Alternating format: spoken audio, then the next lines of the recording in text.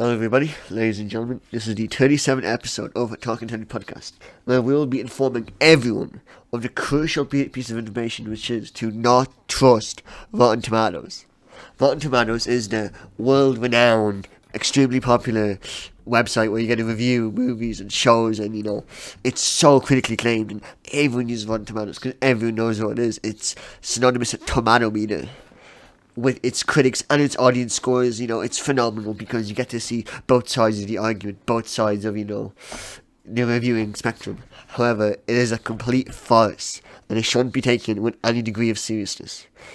Because it's just, there's so many problems. It has a multitude of problems which we will get into throughout this episode.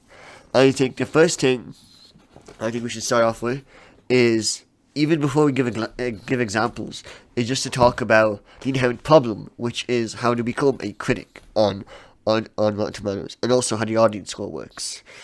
Due to the nature of the internet, if any show or movie, if a decent following decides they don't like it, they can just hop on, make an account, and instantly give it a 0 review for the audience score. So the audience score will go down, but you'll think, the critic score, that's the important one, because they're the critics. They're being paid for it, it's their job, it's their livelihood. Except it's not.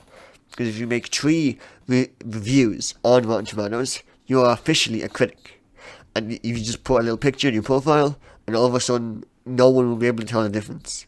Because no one's going into them and reading the reviews. The average person will look up a show, will see, it gets 80% Rotten Tomatoes, and 33% audience score, but the critics clearly say it's a good show, and then they realise it's She-Hulk, Attorney at Law. Fucking She-Hulk, dear God. And you see, it's funny because I feel like we have to look back to better times here, folks. We need to look back on sunnier days when the grass was greener, when the skies were clear, and there was no smell of bullshit in the air. Back when Rotten Tomatoes was actually a credible source for movies being reviewed. This was probably I'd say, the dawn of 2009, maybe 2010. So we're coming into prime internet age. Everybody is accessible to a phone, a laptop, computer of some sort.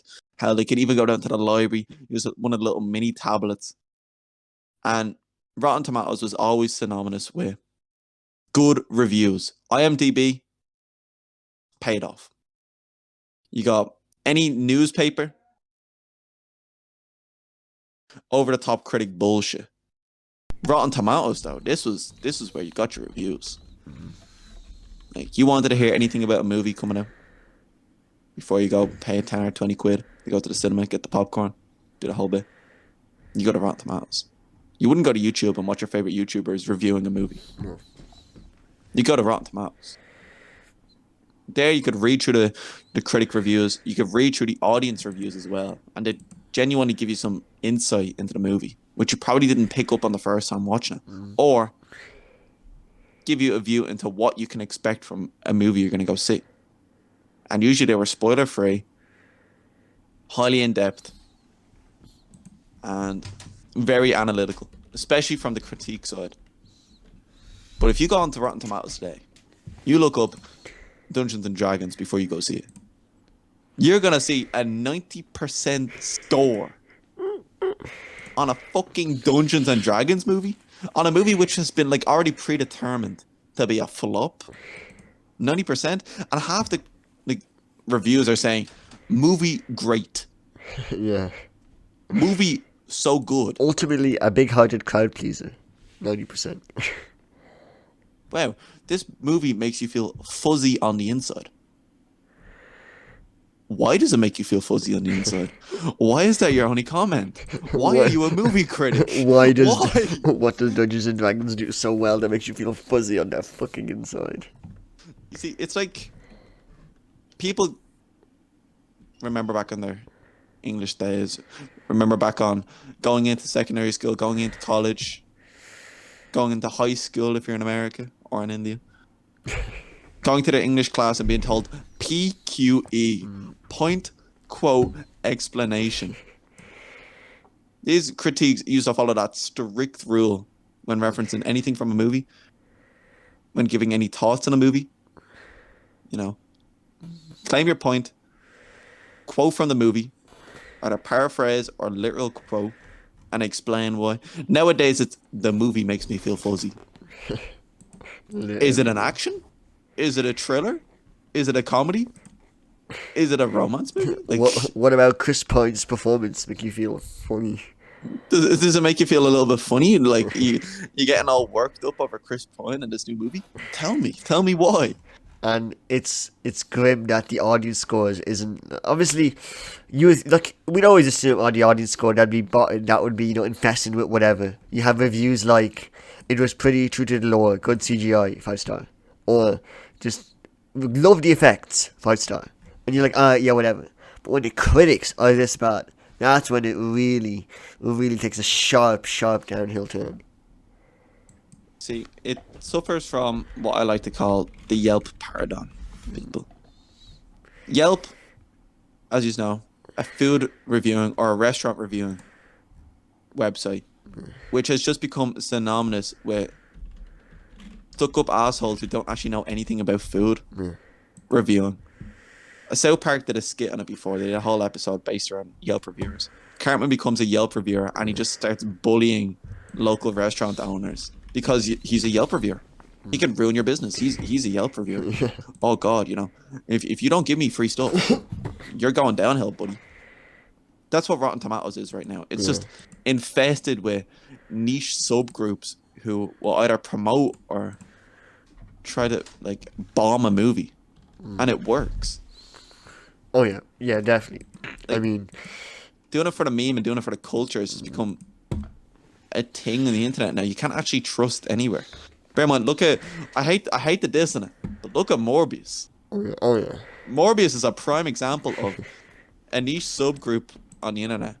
The memers, the lollers, the gaggers, the 4chaners, the redditors. Oh god. They all thought it'd be funny to throw 100% on fucking Morbius. And I got like over, I think the last numbers were like 5,000 reviews on Rotten Tomatoes, all for 100%. It has a 71% now average, but the most popular like reviews are half of a star and 5 stars. So it shows the scale. It shows how drastically it swings. In statistics, this is like what is known as love bombing. This is what's called love bombing, folks. It's when an outlier is so high in a population, when a 5 star rating is so high in a population that it completely skews the mark. And this can Yeah. be, because they genuinely love it, number one. So like most 5 star restaurants are genuinely loved, never receiving below a 3 star. Or, in this scenario, the consequence of people thinking it's a funny or a laugh or a joke and love bombing it so much that people who don't know what Morbius is, in 20, 30 years' time, they don't know the meme, they don't know the joke. They're going to go onto old-timey Rotten Tomatoes and see 70% and be like, Oh, good movie. wow, good movie. I think we should watch this. Fucking Morbius, folks. You see, Of course, like we want people to watch Morbius here, but like, yeah. But not really. We want him to watch. No. We want the idea of watching Morbius, but not the actual practicality of it. You see, what I want to talk about Dungeons and Dragons is how normally it's basically like those shitty movies like The Great Wall or King Arthur and the Legend of the Sword or the new Robin Hood movie. It's all of these Gods of Egypt, all these crappy new has one good actor in it, and the actor is very very square jaw and the whitest man you'll ever see, and it's Chris just Pine awful. isn't. He's not even that good. and it's and all these movies have the same. All these movies don't do great, so it shocks me that Dungeons and Dragons got a 90 and 93. We're talking top dog movies don't get close, and it's not the audience actually like it, or a lot of people are going because it's getting so advertised. The box office is 160 million. It made less than Morbius. Morbius got more people watching it than Dungeons and Morbin Dragons. time. Morbin time. Disgusting. And by the way, the budget was 150 million for Dungeons and Dragons, while Morbius had 75. So they're literally just not. They just haven't made money. They're Yeah, just with marketing, lost. they probably did not make money. on the amount of marketing Oh for my Dungeons and god! Dragons, folks. Alright, so In yeah, Ireland go ahead. especially, because we can't talk about anywhere else. But I think every single bus has Dungeons and Dragons on it. I think every single fucking ad I see on YouTube is Dungeons and Dragons. When we go to the Oh cinema, my, three two to ads three for ads. Dungeons and Dragons, and it's the same fucking ad. It's the Oh, same ad. There's two different ads, and I hate the fact they know there's two different oh ads. yeah. And then you have the ads on telly, Oh, like the 10-second, 15-second. It's like Holger is so great at eating, or some bullshit. oh. And every time I see it, I cringe. I fucking cringe. You have the ads on Instagram. You have the ads on Facebook. You got the ads on TikTok. You got the ads on Snapchat. You got the ads everywhere. Our brains are literally being melted to only appreciate Dungeons and Dragons ads. And the fact it's literally made nothing. It's because there's a huge discrepancy between like shitty movies and shitty movie reviewers and good movies and good movie reviewers, because obviously a more popular movie will have more people reviewing it, but it's like the actual reviewers. No self-respecting reviewer is gonna go and watch Dungeons and Dragons and review it for 2 hours and 15 minutes. That's why it has a 93%. Avatar: The Way of Water, one of the best movies I've seen in a long time, has 76 critic rating. And movies like Dungeons and Dragons are beating it. How? By 15%, considerably. It's grim. And this is just movies as well. This is shows as well. There are shows that are universally panned, like Lord of the Rings of Power. Nobody liked that show. And even the critics, like when you read online, they'd be like, oh, it's shit, it's this, it's that. So you're like, alright, no one likes it. I watched the first episode. It was awful. It was so bad. For them to spend $1 billion on 2 seasons-ish, that means they spent around 500, half a billion. So that's 500 million on season 1 roughly. 300 to 500. To get such an awful show. And you know it's bad. And it gets 83% on Rotten Tomatoes. And by the way, they don't show how many critics do like reviewed it, which is, I think, is crazy.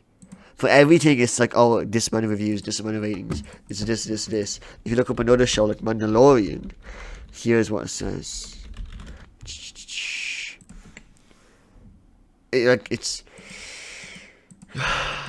just, it's just button. It's button and being paid off. The problem that IMDb used to face, which I feel like now IMDb is not more trustworthy.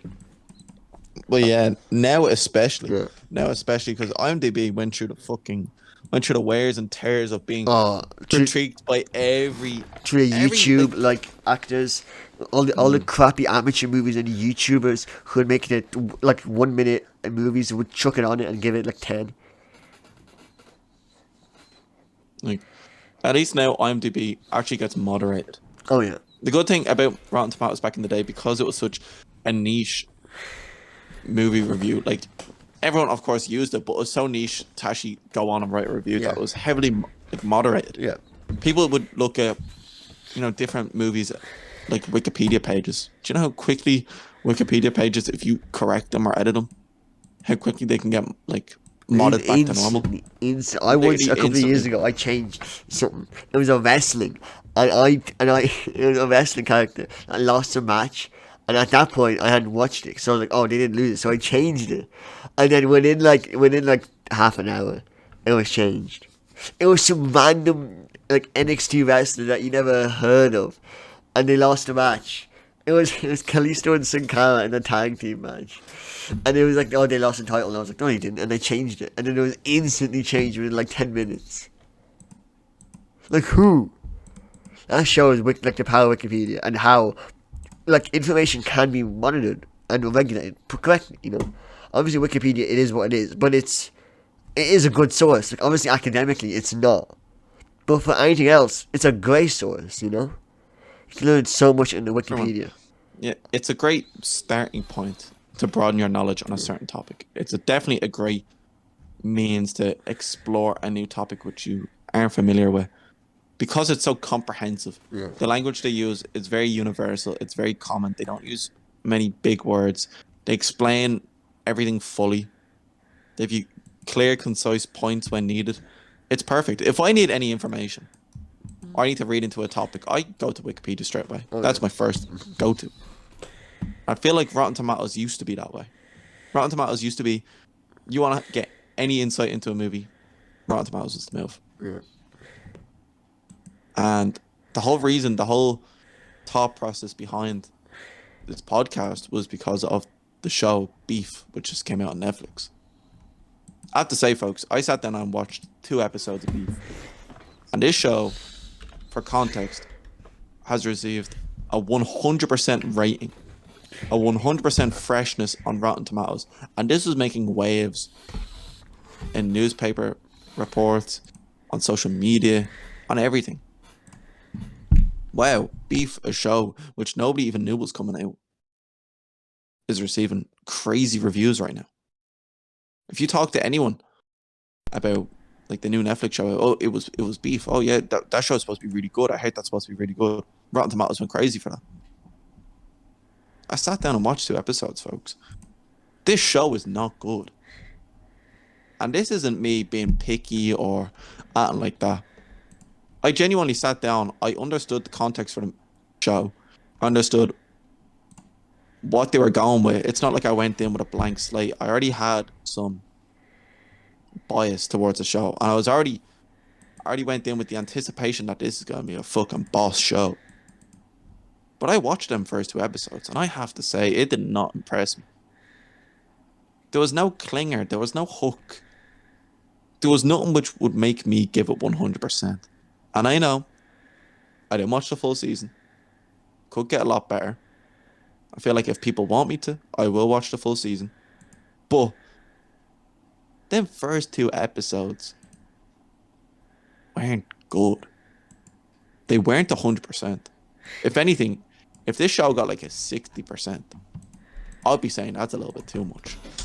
It's very basic in its approach. It's very, what would you say?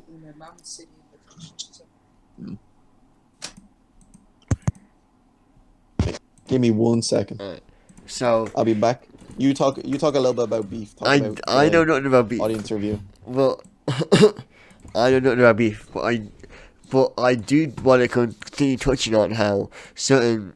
I think Netflix thing is perfect because Netflix is obviously most people have Netflix nowadays. Netflix, more so many people don't have TV but have Netflix because it's just become a staple in the household. However, Netflix has, they produce their own movies, their own shows, and some of them are fantastic. Umbrella Academy, Against the Ice, some really good movies and shows. However, they also clearly pump it because movies like Enola Holmes 1 and 2 getting 94% critically is Enola it's Holmes. criminal. Dear God. It's criminal. Enola Holmes, like for once, the audience scores it all at 79%, which I still think is crazy. 79% for Enola Holmes. Come on. But Who's reviewing this? 94% critically for Enola goddamn Holmes. See, this is the problem with modern reviewing, folks. AI botting, AI love bombing has become a regular thing on review sites nowadays. The Grey The NPC Man. culture. The Grey might not Man. Like 90% audience review. Fucking hell. No Fucking one. Grey Man. Come No on, one people. watched The Grey Man. Like, who Nobody consciously fucking watched The decided Grey to Man. watch The Grey Man? It's funny. We used to complain about the NPC culture. We used to complain about the free guys, who's watching this movie, who's watching that movie. I think I finally cracked the code, folks. Nobody is fucking watching these movies. This is AI at hand. AI has become a big topic of conversation, especially this year. With ChatGPT, students in America getting done for fraud, getting done for plagiarism by using ChatGPT to write their final essays. And we just thought that was the extent of it. No. Recently, if you look this up on YouTube, there was the first ever fully AI generated song. And it copied the voices of Drake and The Weeknd. I have to say, I've listened to the song. You would not know this is AI generated. And people are doing this from their homes. They're mimicking voices to an extent where you genuinely can't tell if this is fake or not. Like you'd give this to someone and you'd think, oh, this is just a Drake song. It's just Drake's new song. Oh yeah, grand, whatever. You cannot tell there's an AI singing this. Usually AIs would, back in the day, if you had like an AI voice modulator, it'd be very coarse, it'd be very robotic. It wouldn't run smoothly, you'd probably get it to work for 5 seconds and then, picking up little mannerisms like breathing or like clicking of your tongue in your mouth. It wouldn't like It wouldn't know. understand It what that wouldn't. is. It couldn't grasp the concept of like humanity and the unique ways that a human could create sounds that an AI just couldn't. However, over time, it'll only get better and better, and like movie reviewing isn't nearly as complex as audio like creation. Like an AI could make a decent movie review 5 years ago. If I go into ChatGPT right now and do a review, it could Yeah, pump out a write a better 5-star review review for for Dungeons and a new Dragons. Dungeons and Dragons movie. Yeah. And it wouldn't even need to see the movie. All I need to do is just have knowledge of the cast, have knowledge of the premise, and that's it. And you can write that in like 3 loops of code. Never mind, all it really needs to say is the movie is good. It made like Chris Pine is really good looking or something like You that. can just say it's funny. Holga is so funny. And you could just rinse and repeat. You just get a list of the cast, get a list of the premises, the overall story, and that's it. You're done. Oh man, I wish I didn't forget my password. I was going to log in. Dear God. Wait. So I think NPC culture is fake, folks. It is now AI culture. I mean, alright. Let's go. So, write a 5-star review on the new hit movie Dungeons and Dragons. Be careful now. I might no. not say. No, trust me. It might not say. It might not say Dungeons and Dragons is a movie because it's only knowledge up to 2021. Just be Oh, careful. it's too stupid. You're right. Alright. Fast and Furious. Write a 5-star review on Fast and Furious 2. Hobbs and Shaw. Fast and Furious. Hobbs and Shaw. Alright. Hobbs and Shaw loaded in. Let's Bear in go. mind, folks, Hobbs and Shaw is probably the worst movie I've ever seen. No, this movie is genuinely terrible. It's an awful movie. Never had it to the point where I'm watching a movie, I'm like, I can't watch this anymore. I can't watch it. Here we go. That was how many seconds? 10 seconds? Yep. And we 5 have... seconds roughly. How many words is this? Come on, why can't I copy? Gang. 217 word review. And Do you wanna read it Yeah. out for the pod? if you're a fan of the Fast and Furious franchise, you won't be disappointed with Hobbs and Shaw. This movie is an action-packed thrill ride that will keep you on the edge of your seat from start to finish. Dwayne "The Rock" Johnson and Jason Statham are at their absolute best in this movie, delivering an outstanding performance that showcased their incredible talent. The plot of this movie is fast-paced and full of surprises, taking the audience on a wild adventure that's sure to satisfy even the most die-hard fans of the franchise. The action scenes are jaw-droppingly impressive, with stunts and explosions which will leave you breathless. The chemistry between Johnson and Statham is electric, and the banter between them is hilarious. But what sets Hobbs and Shaw apart from the other movies in the franchise is the heart that it has. This movie is not just about fast cars and the action scenes. It's about family, loyalty, and the importance of working together. This message is delivered with subtlety and nuance, making it all the more powerful. Overall, Fast and Furious presents Hobbs and Shaw is a must-see movie that will leave you wanting more. It's the perfect addition to the Fast and Furious franchise, and it sets the bar high for future films. Highly recommend. Like, Folks, come on. If that doesn't change your mind about the whole Rotten Tomatoes reviews being fake, I don't know what. What's fucking scary know. is That this is better. That is a good review. This That is- is a good review. This is a good, like, this is a phenomenal fake review, like. Folks, ChatGPT made that in 5 seconds. Yeah. Made that in 5 fucking seconds, and you're telling me, big corpo, isn't doesn't have like an AI algorithm Yeah. booted up to just pump out fake reviews. Or even not even a crazy algorithm. You're telling me they don't just have like an intern just typing it in and copy and pasting it every time? Like, this is the easiest shit to be doing. Come on, you don't even like. It's not that hard to write an algorithm for someone who actually knows the code. Bear in Yeah, mind, but they, someone like, like me, with, someone like me couldn't do it. But I mean, in general, but think about it. Think how lazy they are. They don't even have to like try. All they need is to have some random bloke copy and paste it in, and they're done. bear in mind, if you press refresh right now, it'll give you an entirely new review. Oh yeah. If I You just can. if I reword it, if I write like, oh, write how good No, view you shows don't. are in it, and write how good this and that is, it'll completely change. You don't even need to do that. If you just hit refresh, or if you hit, I wasn't happy with my answer or something like that on ChatGPT. I think it's one button. Yeah, it is regenerate It response. rewords it. Yeah, and Yep. yeah, it's yeah. And writes an entirely new review. That is fucking crazy. Imagine this is broken, people. This is This genuinely is broken. imba. Yeah, a fully new review, also 200 words, and it talks about Vanessa Kirby this time, and something else, and it's a completely new review. And this is not like, and this is the free version. There's also the premium version, which just it makes it faster, makes it, you get new features, you get instant like demands. Like, this is, You can make more demands. The word count is oh yeah. longer. You got We have a real conundrum on our hands now with understanding the reviewing of entertainment now. Because entertainment journalism, which we will have to do a podcast on that someday. Entertainment journalism is a joke, and it's very hard to know what's good and what isn't. And I feel like there is no one way to know. There is no one answer. There is, oh, don't just go on this subreddit. Don't just look at this guy, because no one will know everything. We won't know everything. We'll have some stupid takes. So if you want to know what's good, I do suggest listen to us, but I also suggest watching stuff yourself. Throw on something that you think might be good, and we'll see the first episode or two. See if it's actually good.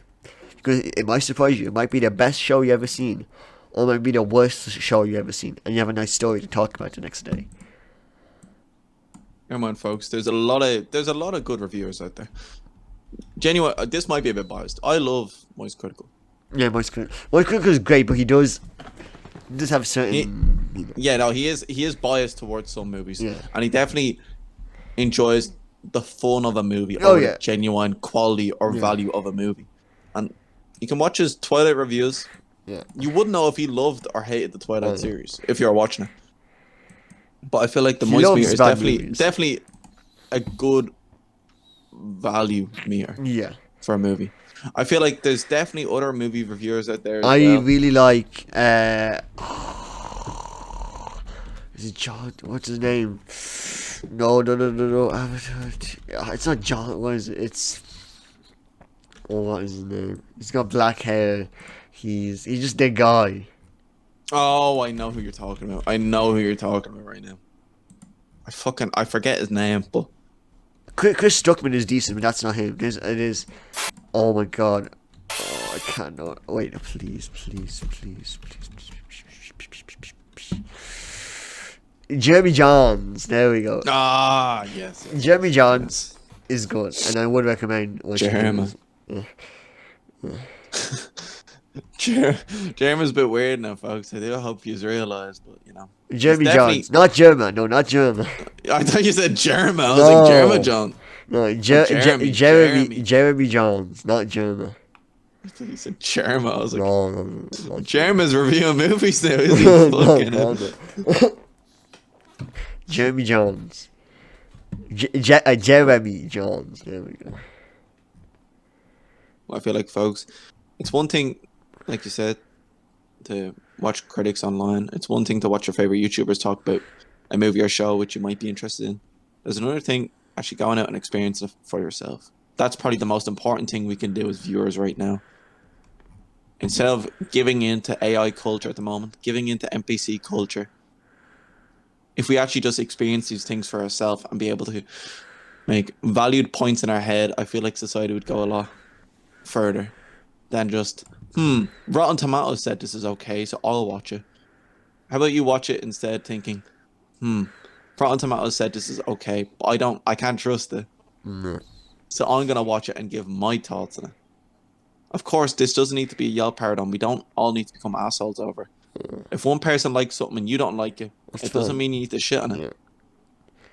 But you do have to take people's reviews, take people's opinions with a grain of salt. Oh, yeah. Not everyone is going to like the same things as you do, but if there's a genuinely well-received movie, which you don't think deserves to be one, watch it and find out. If there's a shit movie which you think has been given the best reviews in the world, and you think it's good, tell people about it. You know, we all don't like the same things. That's why we're all unique people. But at the end of the day, letting AI control the movie review media, letting NPCs love bomb certain movies, or watch them collapse before our eyes before they've even released, shouldn't go on. No. I think with that, we start wrapping up. I'd like to thank you once again for listening to the Talking Telly podcast, folks. This one was a good one. Oh, yeah. This one was a good one. I feel like this topic had to be brought up. Yes.